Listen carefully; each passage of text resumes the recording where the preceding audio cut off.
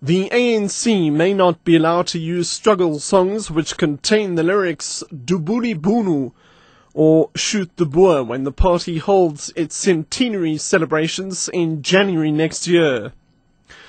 And South African scientists are preparing to replicate the findings of a groundbreaking HIV tie study.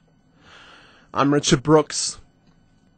The ANC may not be allowed to use struggle songs which contain the lyrics Dubuli Bunu or Shoot the Boer when the party holds its centenary celebrations in January next year.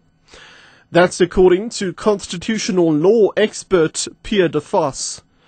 Equality Court Judge Colin Lamont has put a ban on the use of the song. Mercedes Besant reports.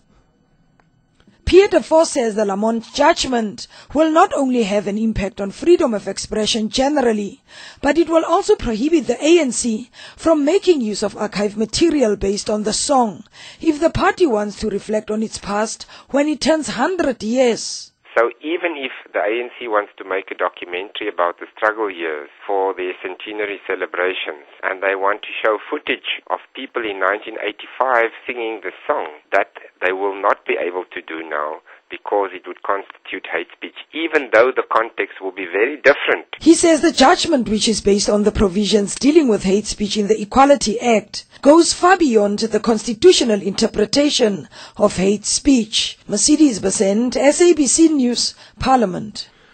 South African scientists are preparing to replicate the findings of a groundbreaking HIV tie study. Wits University's Professor Glenda Gray says now that they know how the HIV vaccine works in protecting people from infection, they will work on designing a more effective HIV vaccine. She was speaking at the AIDS vaccine conference in Bangkok. Data from the study, which looked at people who got infected and people who were vaccinated, have identified mechanisms that show us how the vaccine worked. Using this, we can now start to have rational vaccine design and replicate the findings that we saw in Thailand, in South Africa, using the same backbone. Children's rights organizations have expressed outrage at a recent incident in which a 2-year-old boy was set alight allegedly by his father at Dalton in the KZN Midlands. It's alleged that Siyabonga Mapumulu doused his son with paraffin before setting him alight. The toddler died the next day. Senior manager at Child Welfare in the province, Shada Rampashad. Definitely not fair.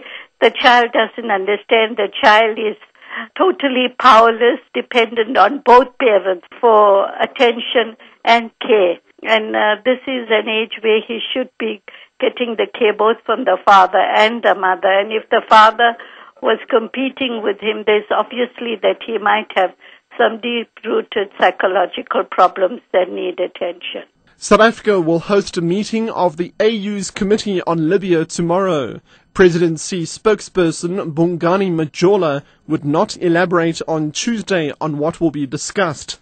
South Africa and the African Union have so far refused to recognize the National Transitional Council as the new authority in Tripoli. The AU has attempted to mediate a peace deal between the NTC and the government of former Libyan strongman Muammar Gaddafi. Catch the latest news anytime here on Newsbreak, Option 1.